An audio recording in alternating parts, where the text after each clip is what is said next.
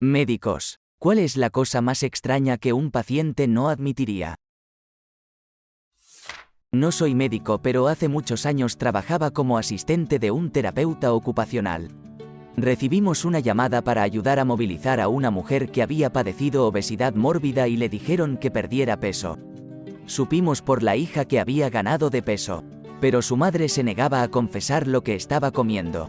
Todo lo que la hija sabía era que su madre podría haber estado comiendo alimentos fritos debido a las grandes cantidades de aceite de cocina que encontró en la despensa.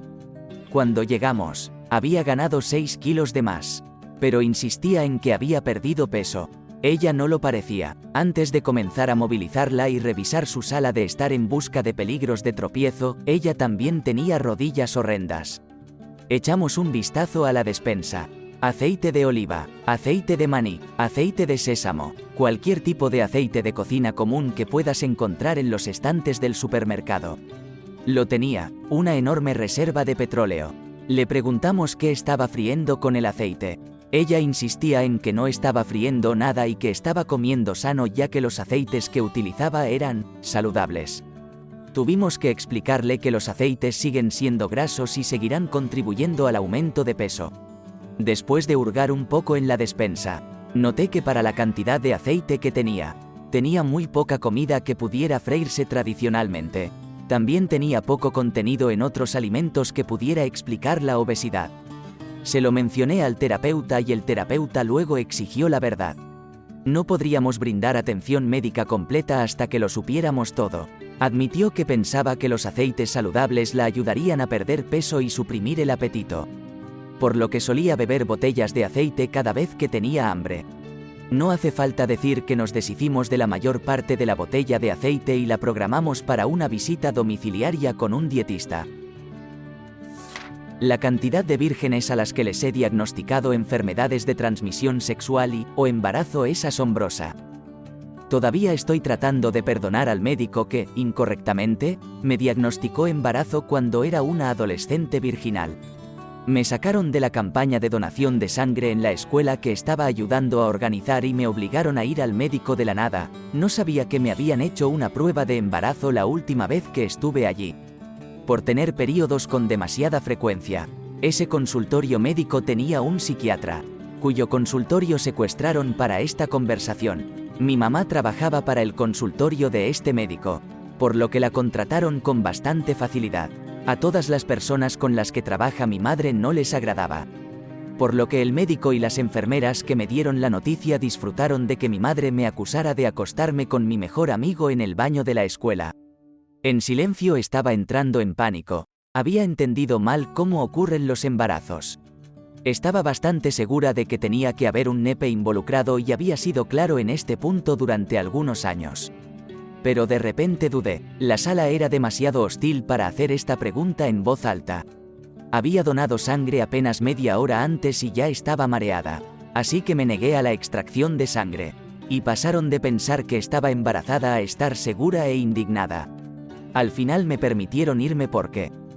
¿Qué más van a hacer? ¿Mantenerme allí hasta que dé a luz para que puedan regodearse? ¿Decirle a la chica supuestamente embarazada que acaba de donar sangre que no puede ir a comer algo antes de desmayarse? Una semana después recibí una llamada del médico que se disculpó, pero también trató el hecho de que no estaba embarazada como si fuera una noticia que ella me estaba dando. Aparentemente se mezcló sangre en el laboratorio o algo así. No sé, no me importó. Sé que muchas vírgenes quedan embarazadas. Pero hombre, la forma en que me trataron fue un absoluto infierno. Y le pido a cualquier médico que lea esto que sea amable con esas jóvenes. No solo porque podría ser un verdadero falso positivo. Esas son noticias jodidamente desagradables cuando no las esperas y no quieres quedar embarazada. Yo era el paciente en esta situación, pero le mentí al personal del hospital, y también a todos mis amigos y familiares, sobre mi intento de suicidio, no muy bien ejecutado, a los 17 años. Me sentí avergonzado y muy culpable por intentarlo. Les dije a todos que tenía una enorme herida abierta de casi 4 pulgadas en mi bíceps que requirió 18 puntos. Al dejar caer accidentalmente el teléfono que estaba sosteniendo en mi hombro con mi oreja. Mientras estaba ocupado limpiando vídeos rotos. y estúpidamente me corté por accidente con la otra mano al intentar agarrar el teléfono que caía. La parte más jodida es que absolutamente todos a los que les conté eso creyeron completamente mi historia. Hasta que finalmente aclaré lo que realmente había sucedido como 5 años después. A los 23 años. Durante esos 5 años la única persona que supo la verdad fue mi, ahora ex, novia. Mujer en ginecología que de repente presentó clamidia. Había estado casada con su marido durante 15 años y nunca se había acostado con nadie más. Durante el rastreo, el marido también dio positivo y se mostró claramente evasivo. La mujer preguntó de dónde se la había podido contagiar, y cuando le dijeron que era una enfermedad de transmisión sexual procedió a negar rotundamente que su marido se la hubiera podido contagiar. A pesar de que él también necesitaba ser tratado y se sentía incómodo cada vez que se buscaba la fuente de la infección. Negarlo era más fácil que afrontar el hecho de que había hecho trampa. Continuó con seguimientos después de quedar en blanco cada vez que se mencionaba que había tenido clamidia. Uno de mis primeros turnos de guardia como residente de anestesiología. Un paciente llegó al quirófano en medio de la noche para realizar una incisión y drenaje de un absceso en la mandíbula. El caso en sí transcurrió sin incidentes, pero mientras le quitábamos el tubo endotraqueal, tosió una buena cantidad de sangre.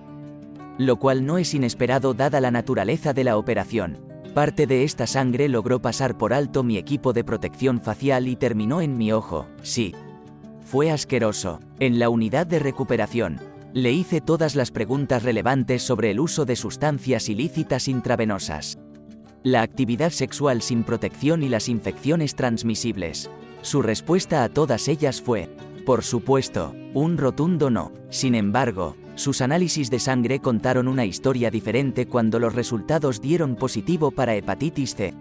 Baste decir que recibí a Morgan Lenset en el departamento de emergencias a las 4 de la madrugada.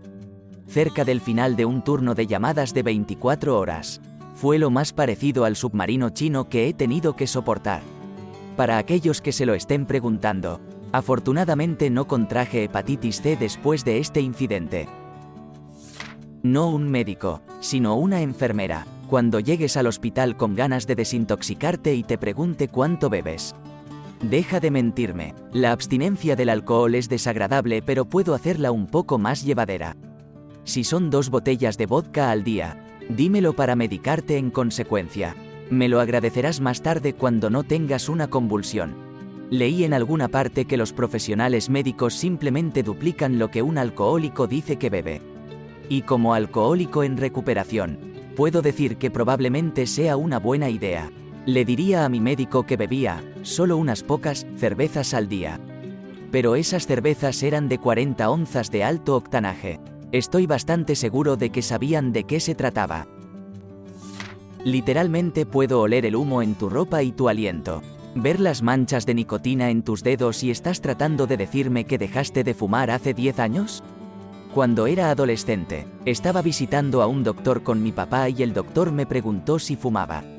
Lo hice, pero papá no lo sabía, así que dije que no.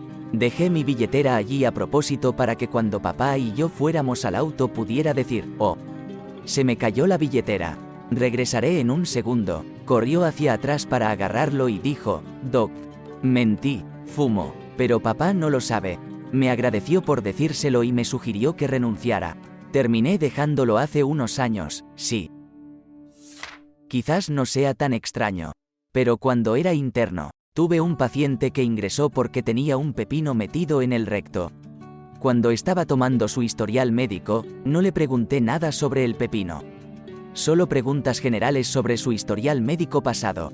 Se mostró demasiado inflexible en cuanto a que no sabía cómo había llegado el pepino allí y que debía haber sido sus amigos le gastan una mala broma. Dijo que se despertó en la ducha y estaba allí. Luego me pidió consejos sobre si debería demandar a sus amigos y arrestarlos. Este es triste, de mi antiguo compañero de cuarto. La niña tenía un bulto muy grande en el pecho del que no le habló a los médicos. De hecho, fue al hospital por migrañas y dijo que estaban empeorando cada vez más. Cuando encontraron el bulto, le preguntaron por qué no dijo que lo tenía. Dijo que sabía que eventualmente la mataría. pero que solo quería deshacerse de las migrañas porque le causaron mucho dolor en los últimos meses. Soy enfermera en cuidados paliativos y estamos viendo más jóvenes con cáncer que ignoran los síntomas o que el médico de cabecera los descarta por reaccionar excesivamente a los jóvenes. He tenido tantas mujeres de unos 30 años que murieron en el último año. 2 de ellas encontraron el bulto mientras amamantaban a sus nuevos bebés. El bebé de una de ellas tenía 18 meses cuando murió la madre y la otra tenía 4 años cuando murió su madre. A otra un médico le dijo varias veces que era solo un quiste en su seno. Que era demasiado joven a los 28 años para tener cáncer de seno. Murió conmigo tomándola de la mano unos 12 meses después del diagnóstico. El cáncer de cuello uterino es otro gran problema. Los médicos dicen que son demasiado jóvenes para tenerlo y que no hacen un frotis incluso con síntomas. He visto morir a 3 mujeres jóvenes a las que les pasó lo mismo. Es una locura. Trabajé como enfermera durante mucho tiempo y siempre digo que uno conoce su propio cuerpo mejor que nadie. Soy residente de medicina interna. Tenía un paciente con sepsis que estaba siendo atendido por el servicio de urología. Cuando leí por primera vez su historial clínico, decía algo como, herida infectada en el nepe. El paciente afirma que no sabe cómo se contagió. Entonces comienzo mi evaluación y le pregunto sobre su herida. De hecho, afirmó que no sabía cómo sucedió. Decidí que la prioridad era estabilizar al paciente e hice algunos ajustes en los antibióticos y otros medicamentos. Bueno, el tipo fue cuesta abajo. La sepsis se volvió grave a pesar de que estaba con los antibióticos más fuertes que teníamos y 2 vasopresores diferentes. Su presión arterial estaba por los suelos y finalmente necesitó intubación y fue a la unidad de cuidados intensivos. Logró sobrevivir tras una penectomía completa, y unas 2 semanas después lo volví a ver. Resulta que el tipo estaba tratando de que su perro le lamiera el nepe y le pusiera un poco de mantequilla de maní. Naturalmente el perro lo mordió. No buscó ayuda médica durante unos 10 días antes de que el dolor y la fiebre fueran demasiado. Si hubiéramos sabido desde el principio que la herida fue infligida de esa manera, el antibiótico habría sido diferente. Probablemente habría marcado la diferencia. Todavía siento pena por ese tipo, pero con una herida así tiene suerte de estar vivo. También un terrible fallo de imaginación. Solo di que saliste de la ducha y tu perro se asustó y te mordió la polla. No hay necesidad de admitir lo raro que eres. Solo una mordedura de perro en un área embarazosa. Algunas personas realmente no pueden pensar sobre la marcha. NAD, pero estuve presente en el hospital cuando el paciente le mintió al médico y a la enfermera. Después de la visita a urgencias, ingresé en el hospital justo a tiempo para el almuerzo. Había una señora mayor en la habitación conmigo. Terminó su almuerzo y al ver que yo no había tocado el mío, me preguntó si podía comer el mío también. Unas horas más tarde, una enfermera entró en la habitación para comprobar el nivel de azúcar en sangre de la señora, que, por supuesto, estaba fuera de serie. Ella había recibido insulina antes de su comida y antes de que yo llegara. Así que no sabía sobre la diabetes, pero no cubría ambas comidas. La enfermera llamó al médico porque no podía entender cómo su nivel de azúcar se disparó repentinamente. La señora negó persistentemente haber comido 2 veces. Soy dietista de hospital y, de hecho, esto es muy común. Una vez tuve un paciente que siempre tenía el nivel de azúcar en la sangre muy alto y necesitaba toneladas de insulina para bajarlo. Esto era algo cotidiano e incluso varios especialistas vinieron a consultar para tratar de descubrir por qué esta persona no respondía a los medicamentos. Después de unos días, una enfermera sorprendió al paciente comiendo dulces de una bolsa que habían escondido en algún lugar de la habitación. Este hijo de puta se quedó en la cama durante días comiendo dulces y no dijo nada mientras todos intentábamos controlar su glucosa. Una cosa que noté mucho cuando trabajaba en alergias fue que los pacientes mentían acerca de tomar pastillas para la alergia. En primer lugar, si toma una pastilla para la alergia antes de una cita programada para pruebas de alérgenos, cancele la cita. Estamos probando hasta 113 cosas a la vez. Se necesita mucho tiempo para configurarlo y hay que sentarse durante los siguientes 20 minutos y observar la reacción. Es una enorme pérdida de tiempo para todos los involucrados. Puedes intentar mentir todo lo que quieras, pero lo sabemos. ¿Crees que voy a montar toda eso y no tener control? Al menos una de las barras es histamina. Usted reaccionará a ello, a menos que hayas tomado una pastilla para la alergia. Sin reacción, la prueba no es válida. Y ni se te ocurra hacer eso con tus hijos. ¿Crees que me gustó preparar todo esto? Escuchar al niño gritar mientras intenta luchar contra ti. Y luego llorar durante los siguientes 20 minutos. Solo por nada. Probablemente fue un accidente y a veces pasan cosas malas. No acudas a la cita. Y si por alguna razón lo haces, no mientas sobre algo tan mundano como un Zyrtec. No un médico sino mi marido. Una chica de 17 años con dolores abdominales llegó a urgencias con su madre y resultó que estaba en pleno trabajo de parto. Les asegura que no puede estar embarazada, que es virgen. El bebé está literalmente coronando allí mismo. En la sala de emergencias, no hay sala de maternidad en su hospital y ella estaba en trabajo de parto avanzado cuando llegó, y ella todavía insiste en que es virgen. Trabajo en OIG. No creerías lo mucho que sucede esto. Parte de esto es pura negación y la otra mitad es la idea de que los padres se enojarán a menos que les presentes el bebé. Puedes estar enojado con tu hija pero no con un recién nacido. He tenido algunos adolescentes testarudos que caminaron o viajaron en autobús hasta el hospital. Solos. Y luego te rogaron que llamaras y se lo dijeras a sus padres. Y luego te rogaron que se quedara unos días más. Así sus padres no les gritarán delante de ti y habrán superado su enojo y lo aceptarán antes de irse a casa. Muy triste. La niña de aproximadamente 3 años mostraba cierta pérdida de cabello. Los padres insistieron en que tenía terrores nocturnos y se lo arrancaba. Resulta que fue abuso, arrastrarla por el cabello y bueno. Abuso realmente malo. Realmente puse en mi entendimiento desde entonces para tener cuidado con el abuso infantil. Llegó un paciente que tenía sobredosis de heroína. Pude ubicarlo en ese frente.